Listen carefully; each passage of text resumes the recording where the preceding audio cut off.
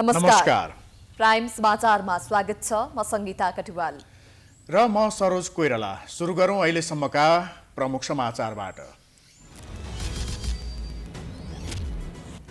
स्थानीय तहको निर्वाचनमा एमाले कमजोर बन्नुको मुख्य कारण अन्तर्घात भएको अध्यक्ष ओलीको ठहर।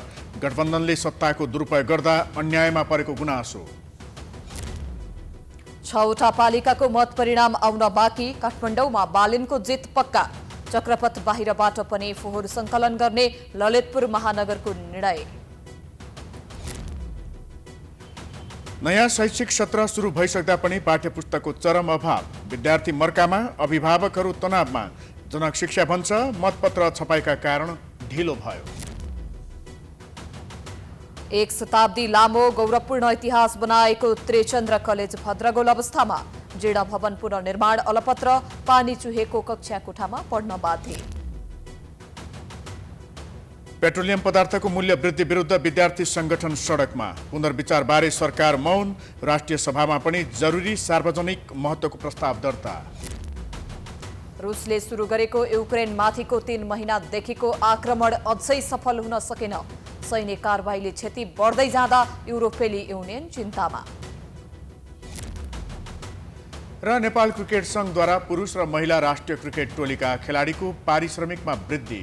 तिनै ग्रेडका खेलाडीहरूलाई 10,000 रुपैयाँ थप।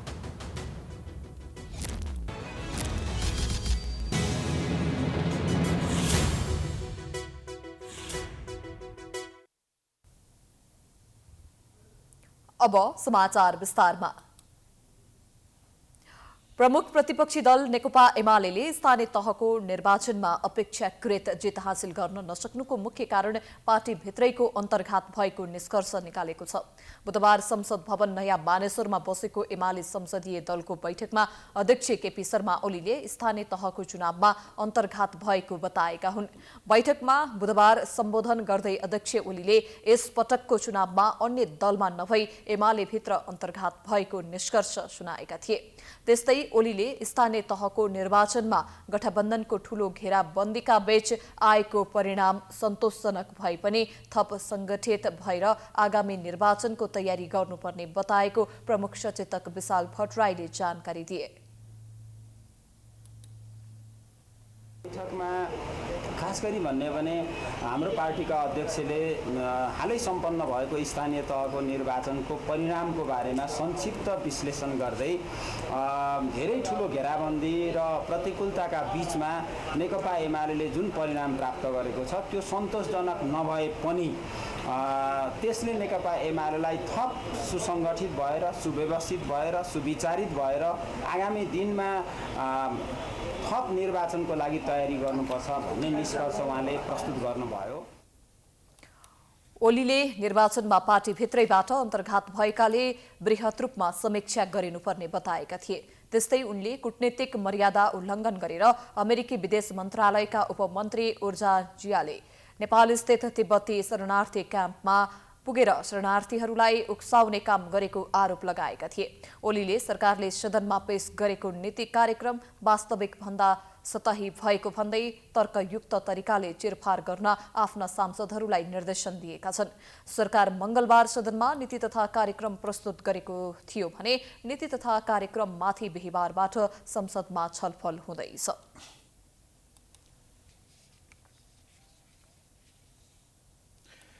स्थानीय तह निर्वाचनको मत परिणाम अन्तिम चरणमा पुगेको छ।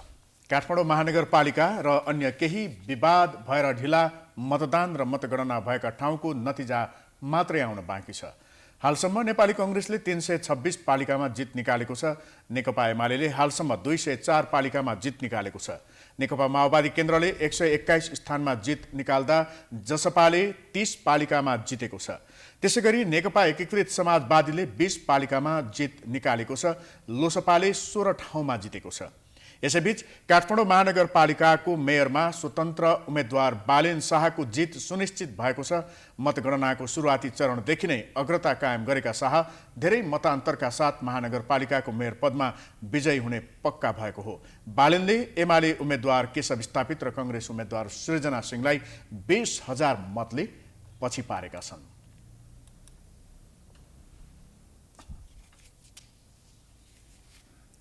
ललितपुर महानगरपालिकामा नवनिर्वाचित मेयर तथा उपमेयरले शपथ ग्रहण गर्दै पदभार सम्हालेका छन्।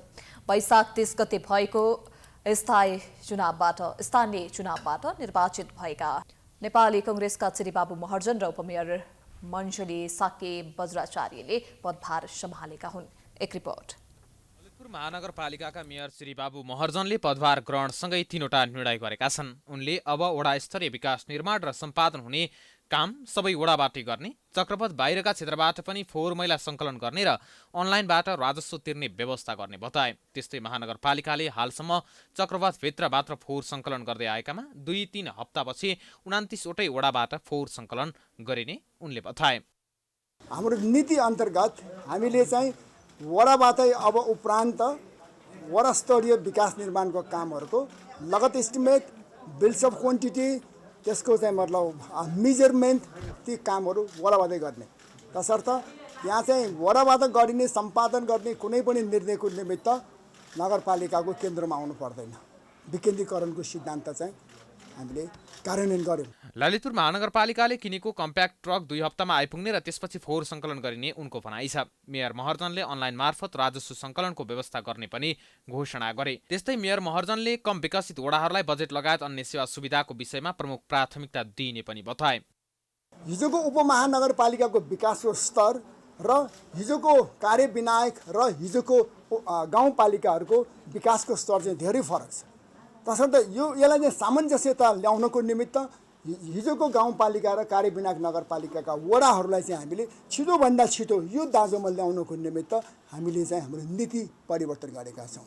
यो भन्दै गर्दा हामीले चाहिँ बजेटको विनियोजन गर्दा हिजोको यी कार्यविनायक र हिजोको गाउँपालिकालाई चाहिँ हामी बढी बजेट विनियोजन गर्छौँ। त्यस्तै उपमेयर मञ्जली साक्यले पनि आज गरेका निर्णयको बारेमा सुनाउँदै मेयरसँग मिलेर महानगरको विकासमा लागि पर्ने बताइन्। पदभार ग्रहण गर्नु अगाडि ललितपुरका मुख्य निर्वाचन अधिकृतले महानगरका प्रमुखलाई पद तथा गोपनीयताको शपथ गराएका थिए। शपथ लिएसँगै महर्जनले उपमेयर मञ्जली साक्य महर्जन सहित वडा अध्यक्षहरूलाई शपथ गराएका थिए। त्यस्तै महानगरमा निर्वाचित मेयर, उपमेयर, वडाध्यक्ष तथा सदस्यहरूले पदको प्रमाणपत्र पनि लिएका छन्। स्थानीय तहको चुनावमा मेयर श्री बाबु महर्जनले नेकपा एमालेका उम्मेद्वार हरिकृष्ण व्यञ्जनकारलाई 18,000 मतान्तरले पराजित गरेका थिए भने उपमेयर मञ्जली साक्यले नेकपा माओवादी केन्द्रका उम्मेद्वार बाबुराज बज्राचार्यलाई 7,000 मतान्तरले पराजित गरेकी थिइन्। आवधिक निर्वाचन लोकतन्त्रको प्राणवायु मानिन्छ। जनताको अभिमतले शासन सञ्चालन गर्ने विधि प्रयोग गर्दै स्थानीय तहको निर्वाचन सम्पन्न भएको छ। यसपटकको स्थानीय तह निर्वाचनमा केही महत्त्वपूर्ण स्थानमा स्वतन्त्र उम्मेद्वारले जित निकाल्दै दलहरूलाई गतिलो सन्देश दिएका छन्। आखिर के हो त यो निर्वाचनको सन्देश? एक रिपोर्ट। स्थानीय तह निर्वाचनको अन्तिम मत परिणाम आउनै लागेको छ। निर्वाचनबाट राजनीतिक दलको शक्ति परीक्षण पनि भएको छ। पहिलो शक्ति रहेको प्रमुख प्रतिपक्षी दल नेकपा एमाले दोस्रो शक्तिमा झरेको छ भने काङ्ग्रेसले एमालेको विरासत भत्काउँदै पहिलो राजनीतिक शक्ति बन्न पुगेको छ। माओवादीले तेस्रो शक्तिको रूपमा जनादेश पाएको छ। यस निर्वाचनमा रोचक पक्ष त के रह्यो भने काठमाडौँ, धरान, धनगढी, जनकपुर जस्ता बौद्धिक तथा शिक्षित समुदायको बसोबास भएको क्षेत्रका मतदाताले स्वतन्त्र उम्मेद्वारलाई पालिकाको नेतृत्व जिम्मा लगाए। राजनीतिक दलहरूको वडा स्तरसम्म सङ्गठन र प्रभाव भए पनि किन स्वतन्त्र उम्मेद्वारलाई मतदाताले रुचाए? राजनीतिक दल सम्बन्धी लामो समयसम्म अनुसन्धान गरेका र दल सम्बन्धी दर्जन बढी कृति प्रकाशित गरिसकेका त्रिभुवन विश्वविद्यालयका अवकाश प्राप्त प्राध्यापक डाक्टर राजेश गौतमका भनाइमा राजनीतिक दलले विगतमा आश्वासन पूरा नगर्दा जनताले विकल्प खोज्न थाले। राजनीतिक दलले मतदाताको मनोविज्ञान अनुसार युवा पुस्तालाई नेतृत्वमा ल्याउन टिकट नदिएका कारण स्वतन्त्र उम्मेद्वारप्रति मतदाता आकर्षित भएको हुन सक्छ। राजनैतिक दलका नेताहरूले जुन किसिमको आश्वासन जनतालाई दिए ती आश्वासनलाई कहिले पनि पूरा गरेनन् र त्यो आश्वासन मात्रै रह्यो। त्यस अर्थमा आम नेपाली जनताहरूले होइन अब यी युवा नेता बुढा चाहिँ नेताहरूबाट चाहिँ अब केही हुन सक्दैन, त्यसैले अब परिवर्तन हुनुपर्छ र नयाँ युवा पुस्ता नै अगाडि बढ्नुपर्छ भन्ने एउटा मेसेज दिएकै हो।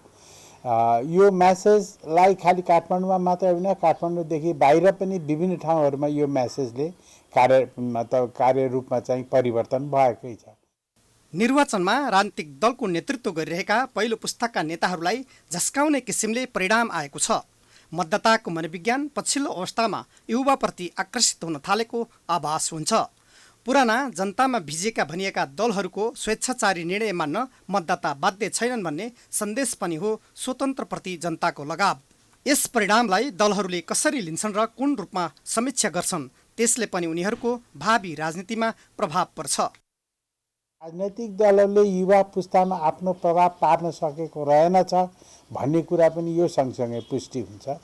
किन भन्दा राजनैतिक दलले त सधैँ चाहिँ एउटा युवा पुस्तालाई आफ्नो पकडमा राख्न सक्नुपर्ने थियो नि, तर त्यो किसिमको स्थिति चाहिँ हाम्रा राजनैतिक दलहरूमा देखियो। उनीहरूले जहिले पनि अब युवा पुस्तालाई चाहिँ बाहिरै राखे, खालि चाहिँ बुढा पुस्ता नै अगाडि बढ्ने जुन किसिमको सोच राखे, त्यो सोचलाई पनि अहिलेको यो चाहिँ आम निर्वाचनको जुन परिणाम छ त्यो परिणाम चाहिँ एकचोटि चुनौती दिएकै हो। कुनै खास भूगोल विशेषमा स्वतन्त्र उम्मेदवारले जितिहाल्दा दलीय प्रणाली नै धराशायी भयो, जनताले विकल्प खोजे भन्ने ढङ्गले बुझ्न भने हतार होला। तर पनि प्रमुख भनिएका दलका नेताहरूले मतदाता पनि सचेत छन्। दलहरूले लादेको जे जस्तो निर्णय पनि उनीहरूबाट सहज अनुमोदन हुँदैन भन्ने विषय भने उनीहरूले गहिरो गरी बुझ्न जरुरी रहेको राजनीतिका जानकारको बुझाइ छ। Political bureau, prime time HD, Kathmandu. सरकारले संयुक्त सदनमा प्रस्तुत गरेको नीति तथा कार्यक्रममा भोलिदेखि संसदमा छलफल हुनेछ। नीति तथा कार्यक्रममा जनहितका धेरै विषय समेटिएको सरकारी पक्षले दाबी गरिरहँदा प्रमुख प्रतिपक्षले उद्देश्यविहीन भएको बताएको छ भने अर्थशास्त्रका जानकारहरूले कार्यान्वयनमा विगतमा जस्तै चुनौती रहेको टिप्पणी गरेका छन्। एक रिपोर्ट। आर्थिक वर्ष 2079-80 को सरकारको नीति कार्यक्रम मंगलबार राष्ट्रपति विद्यादेवी भण्डारीले संसदको संयुक्त बैठकमा पेश गरेकी थिइन्। नीति कार्यक्रमका लागि संसदमा 12 र 13 गते छलफल हुनेछ भने सांसदहरूले संशोधन प्रस्ताव समेत राख्न पाउनेछन्। सरकारको नीति कार्यक्रम संसदले पास गरेपछि सरकारले जेठ 15 गते बजेट ल्याउनेछ। सरकारले ल्याएको 65 पेज लामो नीति कार्यक्रममा कृषि र पूर्वाधार विकासमा बढी महत्त्व दिइएको छ। 5 वर्षे म्यान्डेट पाएको केपी ओली नेतृत्वको सरकार 3.5 वर्षमै ढलेपछि शेरबहादुर देउवा नेतृत्वको सरकारले पहिलोचोटि नीति तथा कार्यक्रम ल्याएको हो। यसमा काङ्ग्रेसले यसअघि घोषणा पत्रमा उल्लेख गरेका धेरै विषय समेटिएको छ। सबै पक्ष समेट्न खोजे पनि नीति नभएको तर कार्यक्रम मात्र थोपरिएको भन्दै आलोचना पनि सुरु भएको छ। मंगलबार संसद बैठकबाट बाहिरिँदै गर्दा प्रतिपक्षी दलका सांसदहरूको प्रतिक्रिया पनि न नीति न कार्यक्रम जस्तो आश्वासनको पोको भएको भन्ने खालको थियो। अर्थविदहरूले पनि धेरै पक्ष समेटिए पनि कार्यान्वयन पक्ष चुनौतीपूर्ण रहेको बताएका छन्। हरेक विषयहरूलाई समेटेको छ।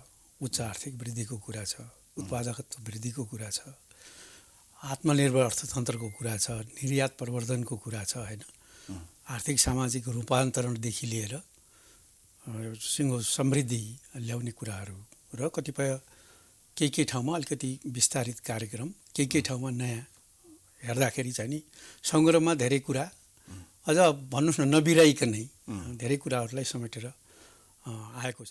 विगत वर्षमा समावेश तर पूरा हुन नसकेका धेरै कार्यक्रम यसपटक समावेश भएको भन्दै आलोचना पनि भएको छ। सरकारले ल्याएको नीति तथा कार्यक्रममा सरकारको नीति नै खोज्नुपर्ने देखिएको भन्दै नागरिकमा उत्साह दिन नसकेको भनेर आलोचना भएको छ। आगामी कार्यदिशा के हुने भन्ने विषय स्पष्ट हुन नसक्दा नीति कार्यक्रमले सम्बोधन गरेका विषयले के गर्छ भन्नेमै प्रश्न उब्जिएको विज्ञहरूको टिप्पणी छ। यता निजी क्षेत्रका सुझावहरूलाई सम्बोधन गरेको भए पनि त्यसको कार्यान्वयन पाटो र बजेटले सम्बोधन गर्ने विषयपछि मात्र ढुक्क हुने अवस्था आउने भन्दै निजी क्षेत्रले संशय व्यक्त गरेको छ। एक रिपोर्ट। सरकारले सार्वजनिक गरेको आगामी आर्थिक वर्षको नीति तथा कार्यक्रम पुरानै विषयको निरन्तरता रहेको अर्थविदहरूको टिप्पणी छ। केही नयाँ कार्यक्रम समाविष्ट भए पनि त्यसको कार्यदिशा के हुने स्पष्ट नभएको भन्दै सरकारको नीति तथा कार्यक्रम अर्थ क्षेत्रका जानकारहरूबाट आलोचित भएको हो। संघीयता विरोधी र संघीयता पक्षधर बीचको गठबन्धन सरकार भएको हुँदा नै नीति स्पष्ट बन्न नसकेको भनेर विज्ञहरूको टिप्पणी छ। गठजोडबाट बनेको नीति कार्यक्रमले राज्य सञ्चालनको भावी दिशा पकड्न नसकेको जानकारहरूको बुझाइ छ। नीति तथा कार्यक्रममा सरकारको नीति नै खोल्न नसकेको भनेर अर्थविदहरूले आलोचना गरेका हुन्। नीति बिनाको नीति तथा कार्यक्रम भनेर त्यो ठिकै लाग्यो मलाई। नीति त छँदै छैन यसमा केही पनि। राज्य सञ्चालन कसरी गर्ने, भावी दिशा के हो भन्ने कुरा त यसमा केही पनि छैन। त्यो मिल्दैन, दुईटाको कुरै मिल्दैन नि। एउटाले एक किसिमको भनेको छ, अर्को अर्को किसिम भनेको छ। कन्फ्युजन छ, कता जाने हो के गर्ने हो भन्ने कुरो चाहिँ छैन। वर्तमान समयमा सामान्य नागरिकका समस्यालाई सम्बोधन गर्ने विषय नीति कार्यक्रममा आउन नसकेको भन्दै यसमा उत्साह नदेखिएको भनेर आलोचित भएको हो। जनताका पीर मर्कालाई सम्बोधन गरेर 15औं पञ्चवर्षीय योजनाले देखाएको बाटोमा जानुपर्नेमा त्यसो नहुँदा सरकार अलमलमा परेको प्रश्न हुने जानकारहरूको बुझाइ सतहमा छ। कार्यक्रमहरूको सन्दर्भमा केही कार्यक्रमहरू नयाँ कार्यक्रमहरू ल्याएको छन्। कोही हुन सक्ने कार्यक्रम छ, कोही हुन नसक्ने कार्यक्रम छ। जुन कुरो गर्ने भने त्यो गर्ने भने पनि कुनै त्यस्तो चाहिँ एकदमै चाहिँ उत्साहपूर्ण हिसाबले गर्ने भन्ने केही कुरो छैन। जनार्दनजीको स्वभाव अनुसार चाहिँ केही कुराहरू हाल्न खोजेको पनि देखिन्छ। कहीँ नेपाली काङ्ग्रेसको चाहिँ आफ्ना स्वभाव अन्तर्गत चाहिँ ब्याक हुन खोजेको पनि देखिन्छ, सिफ्ट हुन खोजेको पनि देखिन्छ, अगाडि जान खोजेको पनि देखिन्छ। त्यस्तो खालको त्यो चाहिँ झिकझ्याक कता के हो भन्ने कुरोमा चाहिँ पर्या देख्छु मैले। यता निजी क्षेत्रका प्रतिनिधिले भने आफूहरूले दिएको सुझावलाई सम्बोधन गरेर आएको नीति तथा कार्यक्रमको स्वागत गर्दै यसको कार्यान्वयन कसरी हुन्छ भन्ने विषय मुख्य रहने बताएका छन्। स्वदेशी उत्पादनको प्रवर्धन र विस्तारतर्फ सरकार केन्द्रित देखिए पनि बजेट र नीति तथा कार्यक्रम एक आपसमा मिल्छ कि मिल्दैन भनेर कोर्नुपर्ने अवस्था रहेको निजी क्षेत्रको धारणा रहेको छ। निजी क्षेत्रबाट आएका सुझावलाई सरकारले आफ्नो ग्रहण गरेर मतलब नीति कार्यक्रममा ल्याउनु यसलाई पोजिटिभ मान्न सकिन्छ। नेपालमा नि उत्पादन गरेका उद्योगहरूलाई टेवा पुर्याउने काम यो अहिलेको यो बजेट नीति कार्यक्रमले गरेको छ र कार्यान्वयन पक्ष हेर्नलाई अझ हामी कुर्नुपर्छ। कार्यान्वयन पक्ष कस्तो हुन्छ र त्यो आउने बजेटले पनि हामीलाई कुन दिशातिर यसलाई अगाडि बढाउँछ। यो नीति कार्यक्रम एकातिर र बजेट एकातिर भइदियो भने भोलिको दिनमा यो काम हुन सक्ने अवस्था छैन। विगतको अनुभवका आधारमा हेर्दा नीति तथा कार्यक्रम जति लोभलाग्दो भए तापनि त्यसको कार्यान्वयन नहुने पक्ष बलियो देखिँदै आएको छ। ती कार्यक्रमका लागि चाहिने आवश्यक बजेटको व्यवस्थापन तथा कार्यान्वयनमा जाँदाका प्रक्रियागत असरलताले राम्रा कार्यक्रम पनि कागजमा नै सीमित भएका प्रशस्त उदाहरणले सबैमा संशय पैदा भएको हो। सरकारले अब बजेट मार्फत नागरिकका तत्कालीन पेरमर्का सम्बोधन गर्दै कार्यान्वयन गर्न सक्ने विषय समाविष्ट गर्न सके मात्रै सबैले सरकार सही बाटोमा छ भन्ने पत्याउने सबैको बुझाइ छ। प्राइम टाइम्स एचडीका लागि क्यामेरामा राजेश ढकालका साथ हरिशरण नेउपाने, काठमाडौँ।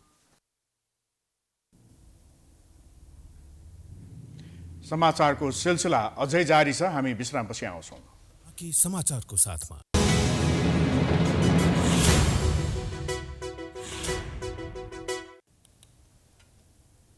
विश्रामपछि स्वागत छ। अब बाँकी समाचार। नयाँ शैक्षिक सत्र सुरु भए पनि सरकारले विद्यार्थीका लागि पाठ्यपुस्तक उपलब्ध गराउन सकेको छैन।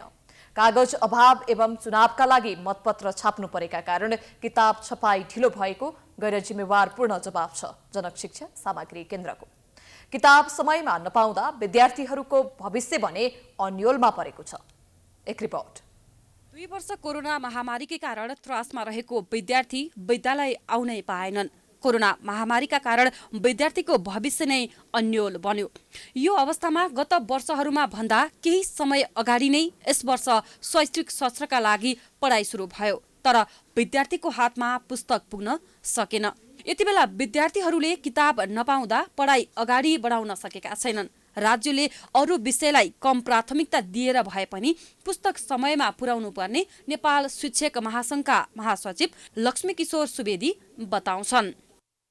प्रत्येकचोटि गर्ने, अब आइन्दा यस्तो नगर्ने भन्छ, तर जे गरे पनि भएको छ भने कसैलाई जिम्मेवारी अनुभूति नभएको, यो टाइम फ्रेममा काम गर्नुपर्छ भन्ने पद्धति विकास नभएको कारणले यस्तो भएको। विद्यार्थीलाई समयमा पाठ्यपुस्तक दिनुपर्छ भन्नेको त कुनै विकल्पकै छैन। अनि हामी चाहिँ के हौँ त भन्दाखेरि दबाब समूह हौँ र र त्यसले सबभन्दा ज्यादा असर गर्ने पनि हामीलाई नै हो। पाठ्यपुस्तक हामीलाई पनि त चाहियो त, शिक्षकलाई पनि चाहियो नि पाठ्यपुस्तक, हाम्रो पनि त सन्दर्भ सामग्री हो नि त्यो। अनि तर हामीले के गर्ने त भन्दाखेरि मन्त्रालयमा हरेक बैठकमा अघि उहाँले पनि कुरा चल्या छ।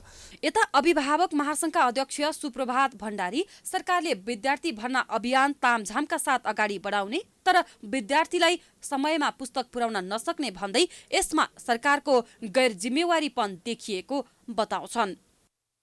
शैक्षिक सत्र वैशाखमा सुरु हुन्छ, उसले त्यहाँ सबैले बुझिदिनु भाषामा त के भने हामी त पाठ्यपुस्तक पुग्नु पर्यो भन्छौँ, लेम्यान हिसाबले पाठ्यपुस्तक जसरी पनि पुग्नु पर्यो। सरकार के भन्छ, तामझामसहित भर्ना अभियान गरेर घन्टी बजाएर झ्याली बजाएर विद्यार्थी पढ्न आऊ भन्छ, हामी हातमा पुस्तक दिन्छु भन्छ, कहिले दिँदैन। विद्यार्थीले पुस्तक नपाउने समस्या नौलो बन्न छाडिसकेको छ। यता विद्यार्थीहरूको हक हितका लागि परेको दाबी गर्ने विद्यार्थी संगठनहरू समेत मौन देखिएका छन्। उनीहरू चुनावी माहौलले गर्दा आफूहरूले यस विषयमा ध्यान दिन नसकेको स्वीकार गर्दै आगामी दिनमा सरकारलाई दबाब दिन भने आफूहरू पछाडि नहट्ने अनेरा सोब्युकी अध्यक्ष सुनिता बराल बताउँछिन्। हामी पनि यो निर्वाचनमा केही अल्मलिएको जस्तो भएको कुरा त साँचो हो, तर हामी निरन्तर विद्यार्थीका पक्षमा नै छौँ र हामीले त्योसँग सम्बन्धित शिक्षा मन्त्रालय लगायत विभागमा हामी निरन्तर यो विषयमा कुराकानी छलफल र दबाबमा नै छौँ। अब हामीले अहिले गर्ने भनेको हामीले सहजीकरण गर्न सक्छौँ उहाँहरूलाई परेको आवश्यकतामा, र पाठ्यपुस्तक निर्माण तयारी गर्ने कुरामा त हामीले दबाब नै दिने हो। सरकारले कक्षा 4 देखि 10 सम्मको पुस्तक छपाईको जिम्मेवारी जनक शिक्षा सामग्री केन्द्रलाई दिएको छ। केन्द्रले कुल 1 करोड 90 लाख थान किताब छाप्नुपर्ने हुन्छ। अहिलेसम्म 1 करोड 60 लाख पुस्तक छपाई भएको छ। अझै केन्द्रले 30 लाख थान छाप्न बाँकी छ। जनक शिक्षा केन्द्रका सूचना अधिकारी चित्रकुमार आचार्यले कागजको अभाव र चुनावी मतपत्र छपाईका कारण विद्यालय तहको पुस्तक छपाईमा ढिला भएको बताए। हामीले जम्मा 1 करोड 90 लाख किताब छाप्नु पर्नेमा हामीले 1 करोड 60 लाख किताब छापिसकेका छौँ। अब 30 लाख किताब हामीसँग छाप्नु बाँकी हो। अब हामी यो 1 महिनाभित्रमा यो 30 लाख पनि हामी छापिसक्छौँ। अब हामीलाई किन यो ढिला भयो भन्दाखेरि दुईवटा कारणले ढिला भएको हो। एउटा कारण भनेको यो कागजको नियमित आपूर्ति हुन नसक्नु, अर्को कारण भनेको हामीले चैत्र 17 गतेदेखि मतपत्र छपाई गऱ्यौँ, भनेपछि यो मतपत्र छपाईको कारणले पनि 1 महिना ढिला भएको हो। यसले गर्दा एकातिर नयाँ विद्यार्थी भर्नामा नकारात्मक असर परेको छ भने अर्कोतर्फ बालबालिकाले पुस्तकमा व्यवस्था गरिएको अनुसार क्रियाकलापमा आधारित शिक्षण सिकाइबाट वञ्चित भएका छन्। शिक्षा मन्त्रालयका मन्त्री देवेन्द्र पौडेल र मन्त्रालयका सचिव विदेश भ्रमणमै व्यस्त छन्। यता विद्यार्थीहरूले अहिलेसम्म पनि पुस्तक पाउन सकेका छैनन् र अन्य सम्बन्धित निकायलाई यसको कुनै पनि मतलब छैन। कोरोनाका कारण थिलथिलो बनेको शिक्षा क्षेत्र फेरि पनि पुस्तक अभाव झेलिरहँदा विद्यार्थीको भविष्य के होला, यस विषयमा सम्बन्धित निकायको ध्यान कहिले जाने। प्राइम टाइम्स टेलिभिजनका लागि क्यामेरामा अर्जुन भण्डारीका साथ सृजना कार्की, भक्तपुर, काठमाडौँ। प्रतिनिधि सभाको शिक्षा तथा स्वास्थ्य समितिले हालसम्म छापिएका पाठ्यपुस्तक तत्काल विद्यालयहरूमा पुर्याउन सरकारलाई निर्देशन दिएको छ। सिंहदरबारमा बुधबार बसेको समिति बैठकले अहिलेसम्म छापिएका पाठ्यपुस्तक तत्काल विद्यालयहरूमा पुर्याउन शिक्षा मन्त्रालयलाई निर्देशन दिएको हो। त्यस्तै बैठकले छाप्न बाँकी कामलाई तुरुन्त अघि बढाई 1 महिनाभित्र छापेर सबै विद्यालयमा पुर्याउन पनि निर्देशन दिएको समिति सभापति जयपुरी घरतीले जानकारी दिइन्।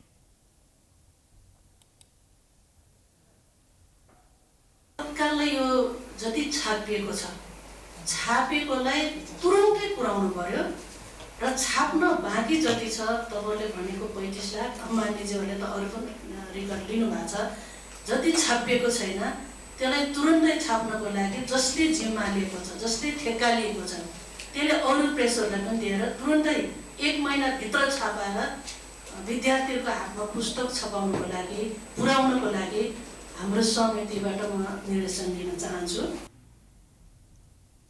बैठकमा जनक शिक्षा सामग्री केन्द्रका प्रबन्ध निर्देशक अनिल कुमार झाले कागज अभावका कारण समयमै पाठ्यपुस्तक छपाई कार्यमा समस्या भएको जानकारी दिए। असारको पहिलो हप्तासम्म देशभरका विद्यालयमा पुर्याउने उनको दाबी छ।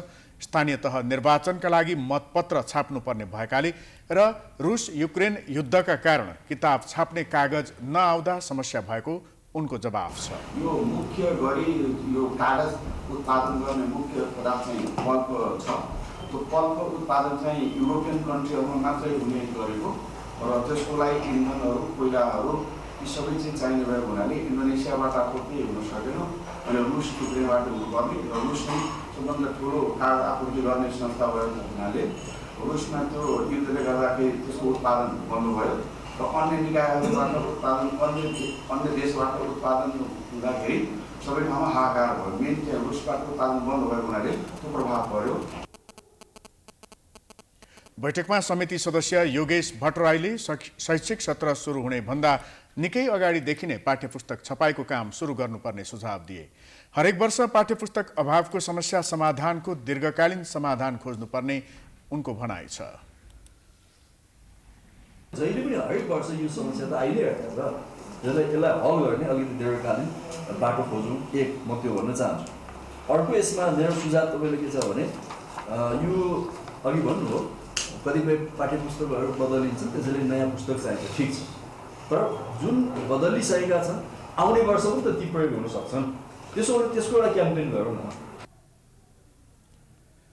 त्यस्तै समिति सदस्य चित्रलेखा यादवले पाठ्यपुस्तक अभावका कारण सार्वजनिक विद्यालयको शिक्षाको गुणस्तरमा समेत असर पर्ने बताइन्।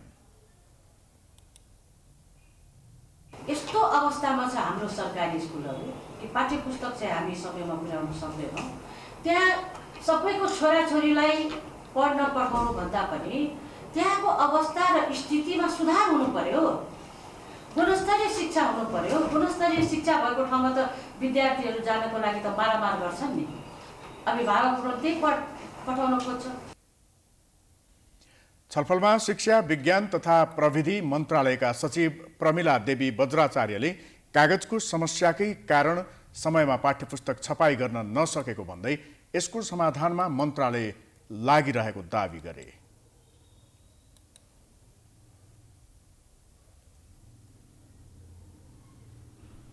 नेपाली कांग्रेसका महिला केन्द्रीय सदस्यहरूले बलात्कार सम्बन्धी मुद्दाको हदम्याद बढाउनु पर्ने भन्दै सरकारको ध्यानाकर्षण गराएका छन्।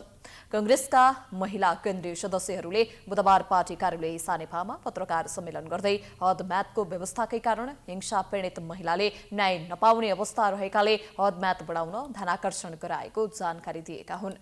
साथै उनीहरूले आगामी बजेट महिला मैत्री र संविधान प्रदत्त मौलिक हक र अधिकारलाई सुनिश्चित गर्न पनि ध्यानाकर्षण गराइएको कांग्रेस सहमहामन्त्री महालक्ष्मी उपाध्याय डिनाले जानकारी दिइन्।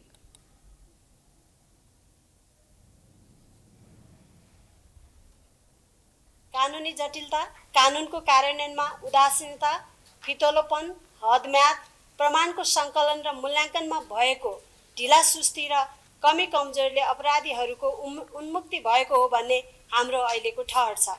तसर्थ उक्त विषयमा सुधार गर्दै पीडितलाई न्याय दिन वर्तमान कानुनमा रहेको हदम्याद सम्बन्धी व्यवस्था व्यावहारिक र न्यायसङ्गत समेत नदेखिएकोले विद्यमान व्यवस्थालाई पुनरावलोकन गरी अपराधीलाई कडा कारबाही र पीडितलाई क्षतिपूर्ति सहितको न्याय दिलाउने व्यवस्था प्रभावकारी र परिणाममुखी बनाउन हामी अनुरोध गर्दछौँ।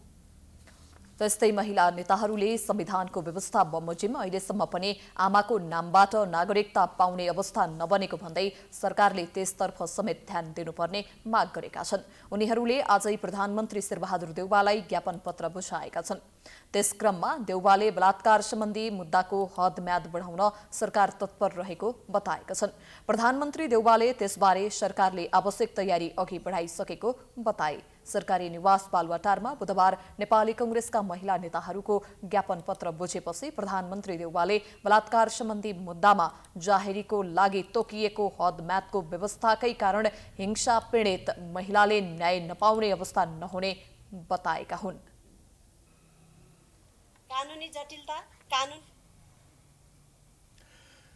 सरकारले सार्वजनिक हितका लागि 25 वटा आवश्यक सेवामा हडताल गर्न निषेध गर्ने सूचना प्रकाशित गर्ने निर्णय गरेको छ।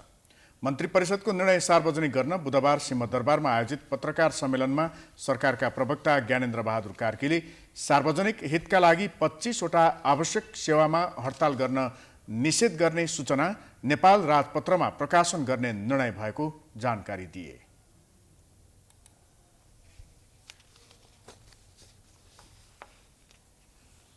हाम्रो दैनिक उपभोग्य दैनिक हामीले जुन हामीलाई चाहिने चाहे किचनमा होस् चाहे पेट्रोलियमको रूपमा हामीले जुन पेट्रोलियम पदार्थको प्रयोग गरिरहेका छौँ ग्यासको प्रयोग गरिरहेका छौँ त्यसलाई विस्थापन गरेर हामी एउटा सुन्दर सफा मुलुकको रूपमा यसलाई विकसित गर्नुपर्छ। त्यस दिशामा सरकारको ध्यान गएको छ र त्यस दिशामा सरकारको कदम अगाडि बढेको कुरा हिजोको नीति कार्यक्रमले पनि स्पष्ट पारेको छ। बैठकले जेठ 11 गते आयोजना हुने नेपाल चीन कूटनीतिक परामर्श संयन्त्रको भर्चुअल माध्यमबाट हुने 14औं बैठकमा सहभागी हुन परराष्ट्र मन्त्रालयका सचिवको नेतृत्वमा प्रतिनिधि मण्डल गठन गर्ने निर्णय गरेको छ। त्यसैगरी लोकसेवा आयोगको सिफारिसमा नेपाल कृषि सेवा मत्स्य समूह राजपत्राङ्कित प्रथम श्रेणीको पदमा बढुवा नियुक्ति तथा पदस्थापन गर्ने निर्णय भएको छ। त्यस्तै बैठकले जेठ 23 देखि असार 2 गतेसम्म रुवान्डाको किगालीमा आयोजना हुने विश्व दूरसञ्चार विकास सम्मेलनमा भाग लिन सञ्चार मन्त्रीलाई स्वीकृति दिने निर्णय गरेको छ।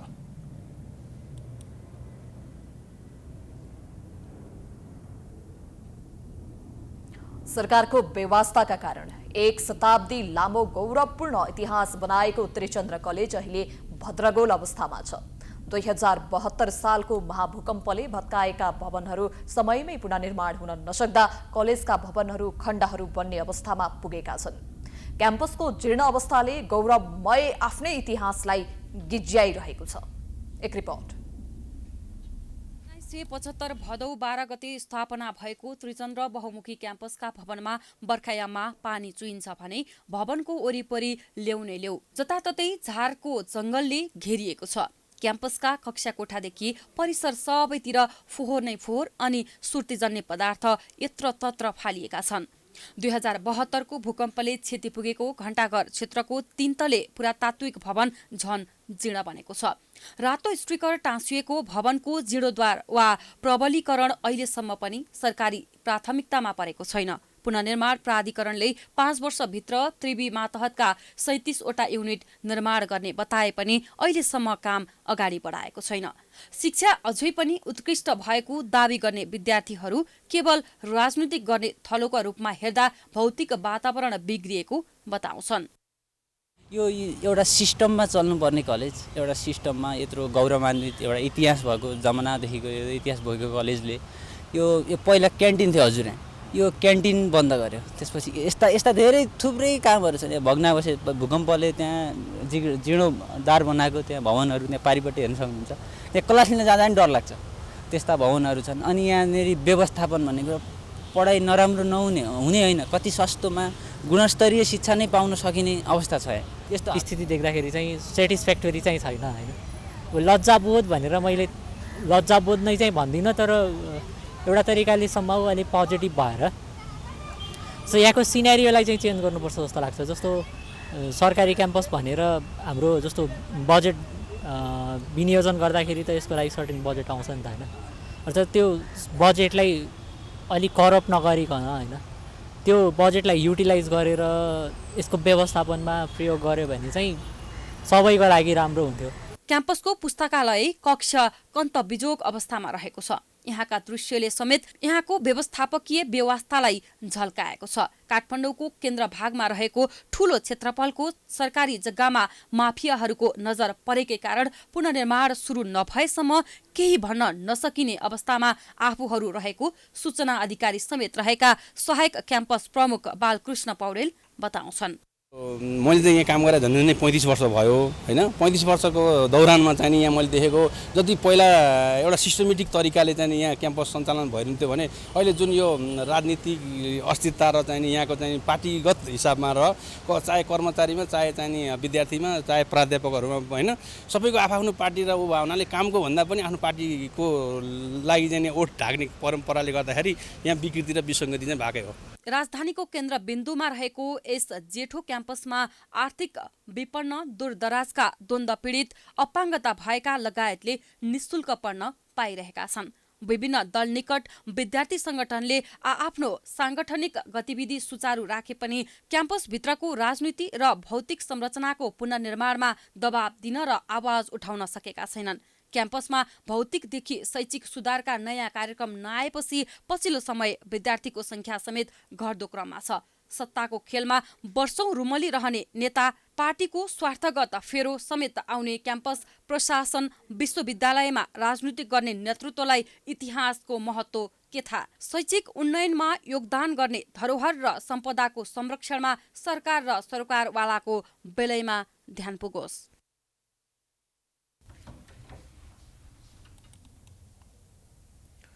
दुई वर्षअघि जातीय विभेदको नाममा भएको रुकुम पश्चिमको श्रुति हत्याकाण्डमा सहभागी माथिको कारबाही प्रक्रिया अझै टुङ्गिएको छैन। 2 वर्ष पूरा भएको सन्दर्भमा पीडित पक्षले सरकारको ध्यानाकर्षण गराउन खोजेको छ, तर प्रधानमन्त्री, गृहमन्त्री लगायत जिम्मेवार व्यक्तिले पीडितसँग भेट्न समेत मानेका छैनन्, जसका कारण सन्तान गुमाएको पीडा बोकेर काठमाडौँ आएका परिवार भौतारिरहेका छन्। एक रिपोर्ट।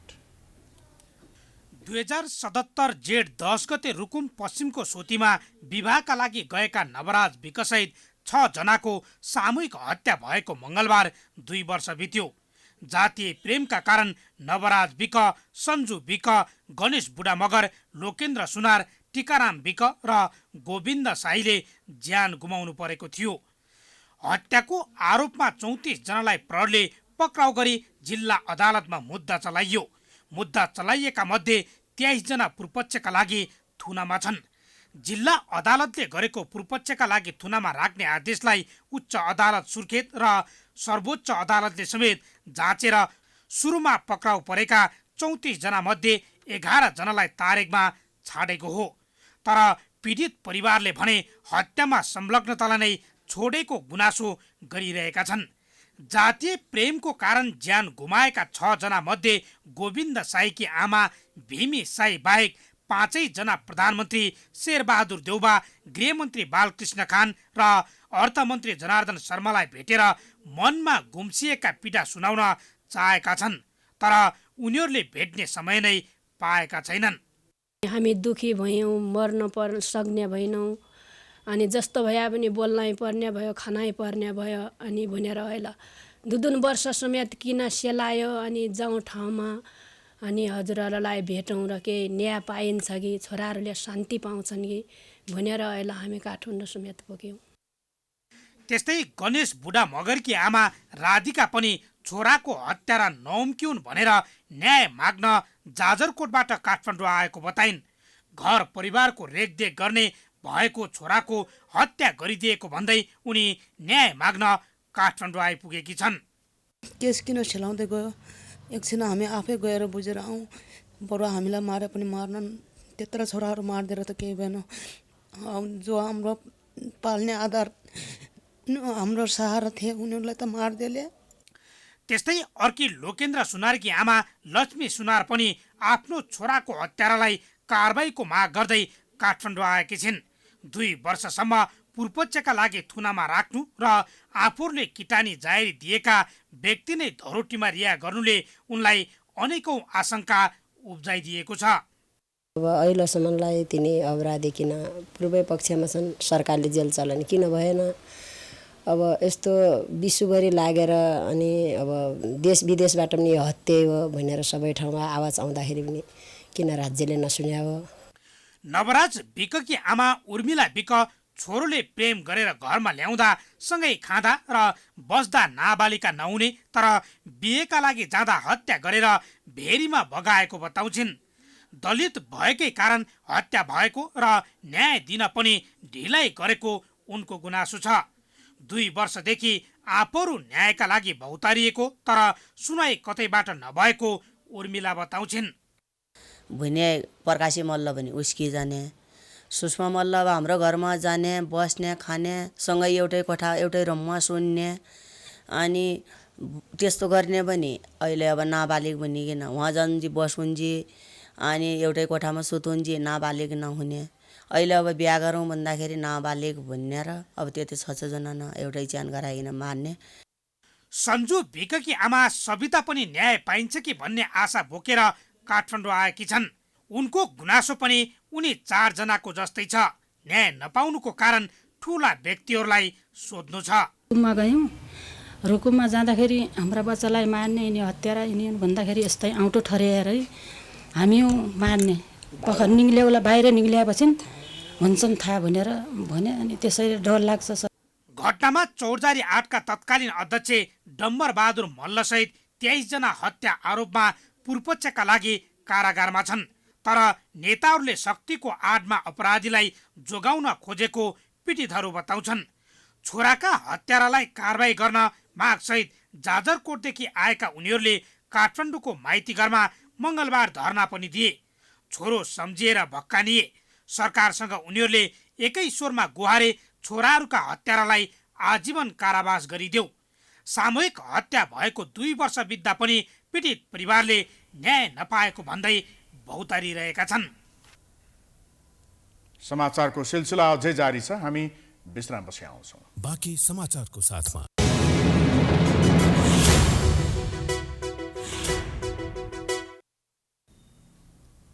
विश्रामपछि पुनः स्वागत छ। अब आर्थिक समाचार।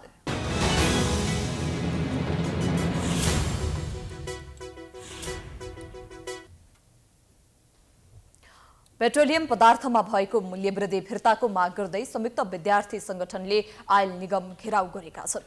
विद्यार्थी संगठनले पेट्रोल, ग्यास लगायत इन्धनमा भएको मूल्यवृद्धि फिर्ता लिन माग गर्दै बुधबार 2 घण्टा आयल निगम घेराउ गरेका हुन्। उनीहरूले पेट्रोलियम पदार्थमा भएको मूल्यवृद्धि फिर्ता लिन माग गर्दै नाराबाजी गरेका थिए भने अनावश्यक रूपमा कर लगाएर सरकारले नै पेट्रोलियम पदार्थ मूल्य उच्च बनाएको आरोप लगाएका थिए। प्रदर्शनमा सहभागी विद्यार्थी नेताहरूले पेट्रोलियम पदार्थमा भएको मूल्यवृद्धिले जनताको चुलो बल्न नसक्ने अवस्था आएकोले तत्काल मूल्यवृद्धि फिर्ता लिएर नागरिकको जनजीवन सामान्य बनाउन माग गरेका छन्। उनीहरूले मूल्यवृद्धि फिर्ता नभएसम्म प्रदर्शन जारी राख्ने चेतावनी दिएका छन्। अखिल क्रान्तिकारीका अध्यक्ष पञ्चा सिंहले कुन दलको सरकार छ भन्ने हिसाब आफूहरूले नगर्ने भन्दै गरिब जनताको चुलो बल्न छाडेको कुरा महत्त्वपूर्ण भएको बताइन्। नेता सरकारमा छ, हामीलाई यसको केही हिसाब छैन। यो हिसाब नेपाली विद्यार्थी आन्दोलनले गरेर बस्दैन। हामीलाई यही हिसाब छ। युवा विद्यार्थी मित्रहरू आज गरिब जनताको चुलो बल्न छोडेको कुरा हामी यही हिसाब ल्याएर आएका छौँ। आज जनताको चुलो बल्न किन छोड्यो यसको प्रश्न गर्न आएका छौँ।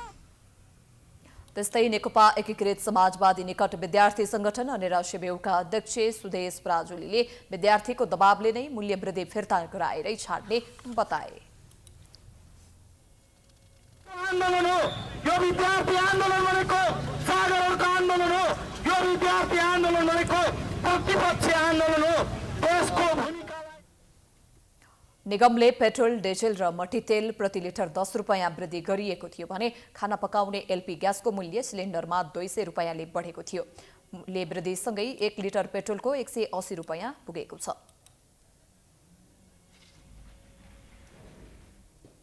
यससँगै हामी समाचारको अन्त्यमा आइपुगेका छौँ। जाँदा जाँदै प्रमुख समाचार पुनः एकपटक।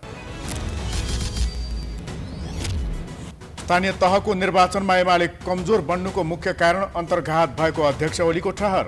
गठबन्धनले सत्ताको दुरुपयोग गर्दा अन्यायमा परेको गुनासो। 6वटा पालिकाको मत परिणाम आउन बाँकी, काठमाडौँमा बालेनको जित पक्का। चक्रपथ बाहिरबाट पनि फोहोर सङ्कलन गर्ने ललितपुर महानगरको निर्णय। नयाँ शैक्षिक सत्र सुरु भइसक्दा पनि पाठ्यपुस्तकको चरम अभाव। विद्यार्थी मर्कामा अभिभावकहरू तनावमा। जनक शिक्षा भन्छ मतपत्र छपाईका कारण ढिलो भयो। 1 शताब्दी लामो गौरवपूर्ण इतिहास बनाएको त्रिचन्द्र कलेज भद्रगोल अवस्थामा। जीर्ण भवन पुनर्निर्माण अलपत्र, पानी चुहेको कक्षा कोठामा पढ्न बाध्य। पेट्रोलियम पदार्थको मूल्य वृद्धि विरुद्ध विद्यार्थी संगठन सडकमा। पुनर्विचारबारे सरकार मौन। राष्ट्रिय सभामा पनि जरुरी सार्वजनिक महत्त्वको प्रस्ताव दर्ता। रुसले सुरु गरेको युक्रेनमाथिको 3 महिनादेखिको आक्रमण अझै सफल हुन सकेन। सैनिक कारबाहीले क्षति बढ्दै जाँदा युरोपेली युनियन चिन्तामा। र नेपाल क्रिकेट सङ्घद्वारा पुरुष र महिला राष्ट्रिय क्रिकेट टोलीका खेलाडीको पारिश्रमिकमा वृद्धि, तिनै ग्रेडका खेलाडीहरूलाई 10,000 रुपैयाँ थप।